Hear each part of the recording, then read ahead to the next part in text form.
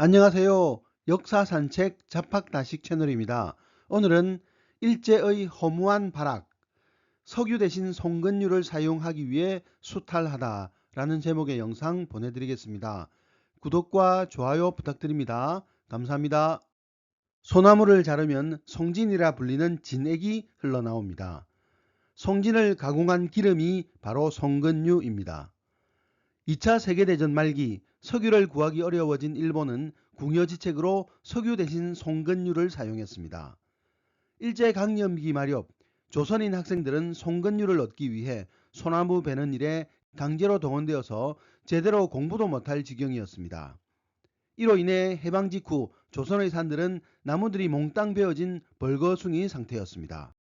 1941년 12월 7일 일본 해군이 미군 해군 기지인 하와이 진주만을 공습하면서 태평양 전쟁이 발발했습니다. 이 소식을 들은 일본 국민들은 앞다투어 일본 해군에 입대하는 등 전쟁에 열광하였습니다. 일본의 국수주의 지식인들은 이제 일본이 미국을 굴복시키고 세계를 지배할 날이 온다 라고 선동을 하였고, 어리석은 일본인들은 그런 허황된 말을 믿고서 신의 나라인 일본이 짐승 같은 미국 따위를 이기지 못할 리 없다라며 미쳐 날뛰었습니다. 그러나 태평양 전쟁은 처음부터 일본에게 불리했습니다. 왜냐하면 태평양 전쟁 직전까지 일본은 국가 전체 사용 석유의 80에서 90%를 미국에서 수입하고 있었는데, 전쟁을 시작하는 바람에 미국이 일본에 대한 석유 수출을 전면 중단했기 때문입니다. 석유가 없다면 일본이 자랑하는 전함이나 전투기 같은 무기들을 전혀 사용할 수가 없었습니다. 물론 태평양 전쟁을 일으킨 일본 군부도 이런 사정을 모르지는 않았습니다. 그래서 진주만 공격을 끝내자마자 일본 군부는 곧바로 석유가 풍부하게 매장된 동남아시아 지역을 공격하였습니다.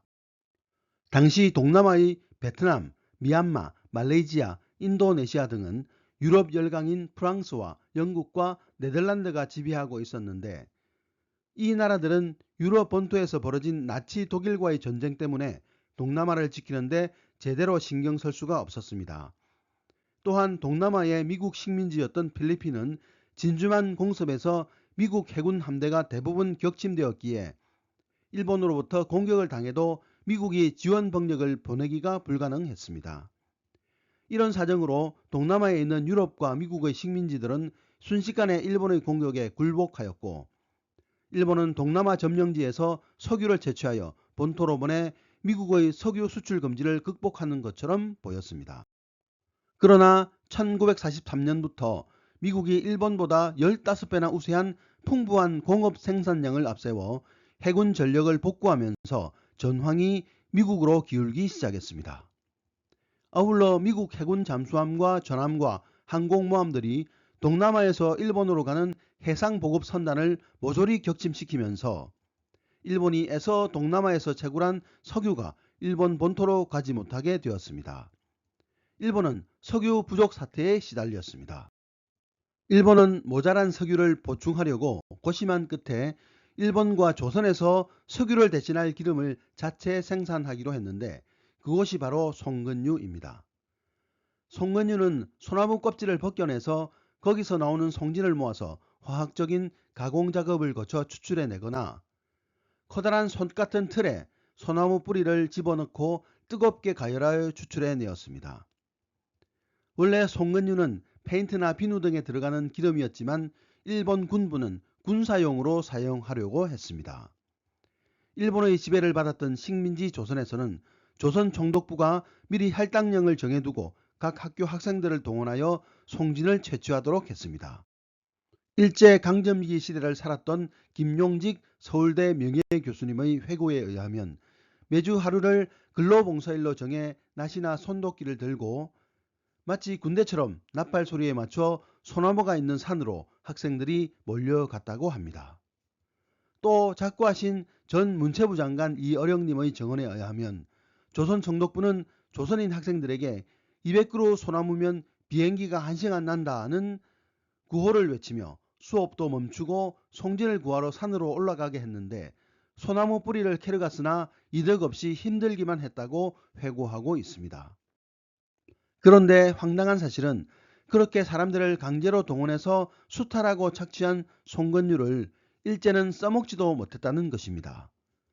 원래 일본 군부는 송건류 20만 킬로리터를 생산할 계획이었으나 실제로 생산된 송건류는 500킬로리터가 고작이었습니다. 미군 계산으로는 송건류 1.5리터를 위해서 하루 125만 명이 1명당 2000킬로리터의 송진을 얻어내야 하는데 그러려면 1만 톤의 소나무 뿌리가 있어야 합니다. 당시 일본 전체의 소나무 뿌리를 다 합해봐야 770만 톤이었으니 그대로 진행되었다면 일본의 소나무는 씨가 말랐을 것입니다. 그토록 힘들게 만들어낸 송건류는 1945년 8월 15일 일본이 항복하면서 사용도 못하고 버려졌습니다.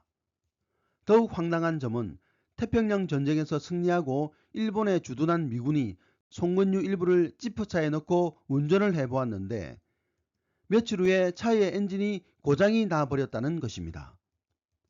일본 군부가 일본과 조선의 소나무들을 모두 뽑아내서 송건류를 만들었다면 얼마 못 가 기계들이 모두 고장이 났을 것이니 결국 일제의 패망은 피할 수 없는 필연이었을 것입니다.